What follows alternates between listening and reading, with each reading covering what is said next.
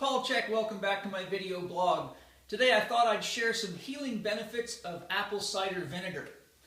For resources in my book, How to Eat, Move, and Be Healthy, I suggest cider vinegar as a vegetable wash, and of course there's many other useful tips for you in there that apply to your daily living. Very practical, very easy to do. Some of the information that I have that I'm sharing with you today comes from this very good book, Healing with Whole Foods by Paul Pitchford. Page 165, you'll find a nice write-up on the uses of vinegar in general, as well as cider vinegar. So, my favorite vinegar that I use the most for making herbal medicines and for my own health and on our salad dressings and all sorts of things is Bragg's Organic Apple Cider Vinegar. Highly recommend it. Love it. My favorite one. I'm also going to reference bee panacea in place of honey for one of the recipes here. It's got a lot of other benefits to it. It's got a number of herbs in it. It's got a quantum process that it's been treated with, which has quite a harmonizing effect on the body, and in general is a nice, shall we say, replacement that you can use in place of honey, but you get more benefits including the honey. So that's a concept you might want to explore. The resources for the virgin raw bee panacea will be on my blog at paulcheksblog.com. So with that out of the way, let's take a look at some of the benefits of apple cider vinegar. Vinegar is classified as warming. In the Taoist system, that would mean yang. As a correlate, lemon juice is yin, and though lemon juice has many of the same functions, such as aiding digestion, dissolving things, etc., it does have a different energetic effect on the body. For example, most people wouldn't probably want to drink cider vinegar and water on a real hot day, but they would like lemonade because of its cooling effect. So there's an example of how you can perceive or experience the difference between a warming and a cooling effect very quickly. It helps remove stagnation in the blood. Something that's warming, yang, is going to express energy outward. It's going to move things along. Just like water in a steam engine gets moved by the fire of the steam engine and it makes things move. Whenever you put a warming substance, it will create movement of stagnation in many cases. Next, we see that Paul Pitchford explains that it helps with emotional stagnation, which is interesting because there's been times I've drank cider vinegar and water and found that it cleared my head and had quite a balancing effect on the inside. So I was quite surprised to see that it's actually prescribed for emotional stagnation by Paul Pitchford, so give that a try. Although cider vinegar as a fluid is acidic, it can have an alkalinizing effect on the body. I studied metabolic typing with Bill Walcott, and in our training we were shown examples of how things that seem acidic, such as orange juice, can produce alkalinizing effects in certain people's bodies, but not everybody reacts the same. So though there are generalizations, it is always wise for an individual to pay close attention to how their individual body responds due to a variety of physiological factors, such as different metabolic types have been found to respond differently to certain foods with regard to pH responses. It's a natural solvent, and it removes accumulations from the liver and the gut, largely from excess eating of rich foods. So people that are eating a lot of, shall we say, heavy, fatty, maybe eating particularly too much meat for their bodies, particularly commercial meats that are toxic, things like that. Cider vinegar can actually have a very nice solvent effect, give you a nice cleaning inside, and it actually feels quite good. It's also very good to heal from the pain of insect bites or stings. You can put some cider vinegar right in some water and put a compress right on it, let it soak in, and it can help alleviate the pain of those little creature bites. It removes worms and many other parasites from the gut. So today that's a real important topic because there is a huge population of people with parasite and fungal infections, and it can also be beneficial for fungal infections, particularly superficial infections like nail funguses. And I go into a number of very, very important topics and concepts in my DVD series titled Healing Fungal and Parasite Infections, The Absolute Essentials, where I go through all sorts of natural things that you can do and how to get your home environment and your body and your mind and your emotions balanced out so you can heal effectively and permanently from fungal and parasite infections, and or learn to manage yourself so you don't keep acquiring them, which is probably the most important. Next we see cider vinegar helps to dissolve kidney stones. It reduces acidity, acne in many cases. There's many causes of acne, but the same reason that you see it applied here as a solvent and cleaning stuff out of the body is largely why you're going to see benefits with acne. If someone takes cider vinegar and notices a change in acne fairly quickly, it would suggest to me that they have a dirty body.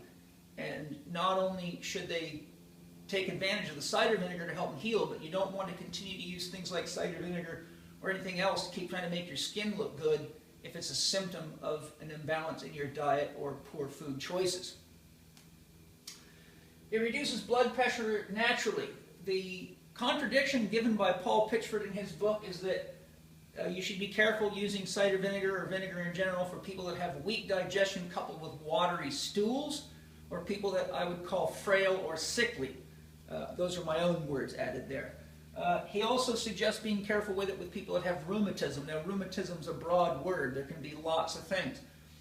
The end-all and be-all of it is, with all things, when in doubt, speak to a skilled physician, a naturopathic physician, somebody that has enough clinical experience to know when and how to use these things.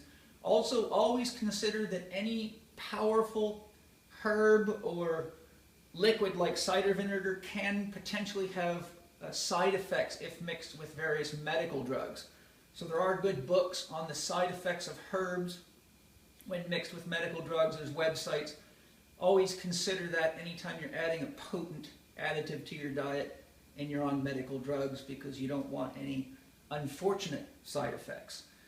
Now, a couple little tips for you. For fruit and vegetable wash, you can put 1 to 2 tablespoons in a gallon of good quality water.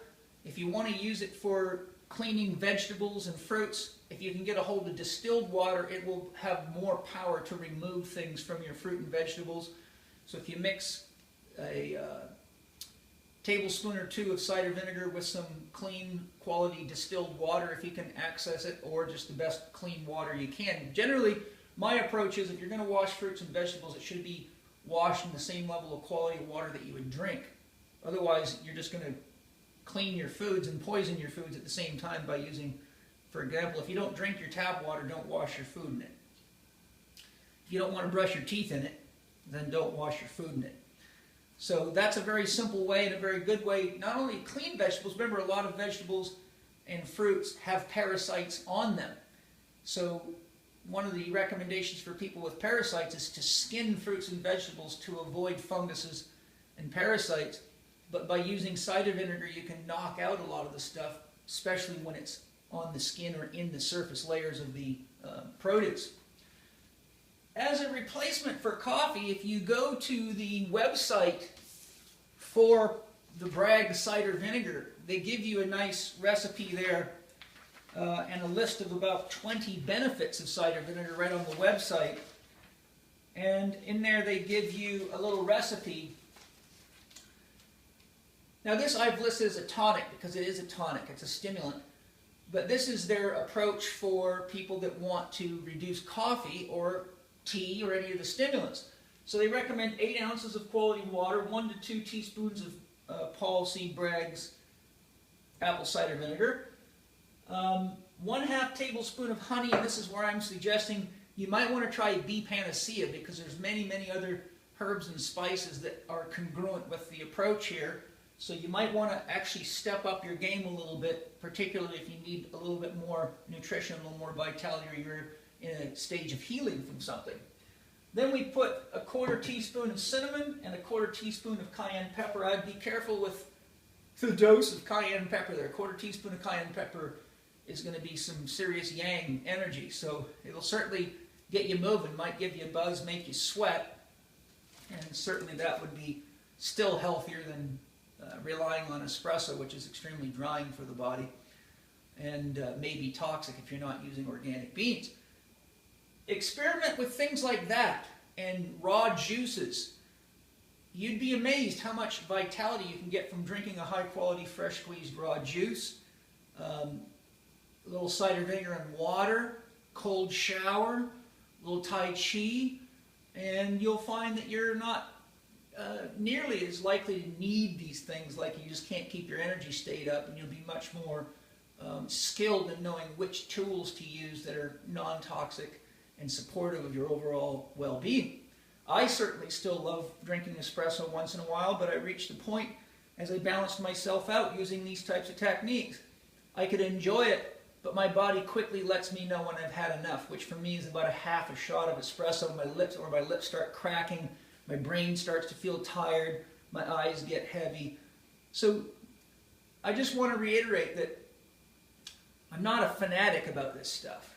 I'm not someone who goes after people and says, oh, you got to do all raw food, or you got to do...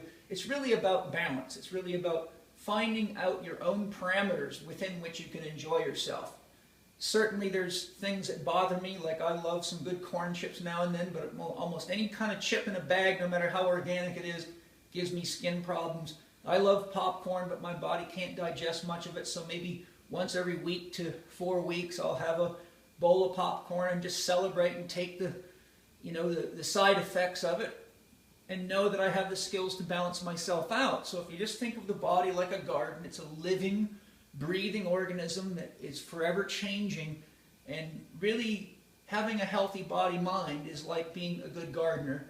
You don't get freaked out when the weeds are there. You just try to address what it is and seek to find imbalances that are creating the metaphorical weeds to grow, and go about it step at a time, and through awareness you develop how to manage your own garden. So my approach to health is really all about having a living experience that produces awareness within you, so you know how to manage yourself, you know when you're going to go partying, what's going to happen to you, and you also have your kit ready. So if you know you're going to go out and drink a lot and wake up with a hangover, well, have that vinegar tonic instead of a bunch of coffee. Don't poison yourself worse. Take advantage of your skills to make everything more enjoyable and easier to recover from, and then you get to live. Otherwise, you can walk around beating the drum of anti-this and anti-that, and all the while we're stressed inside, not healthy, and not living. So those are my tips for today. I'll share something with you real soon. Hope you enjoy exploring your cider vinegar cures and tinctures and tonics. Talk to you then next time.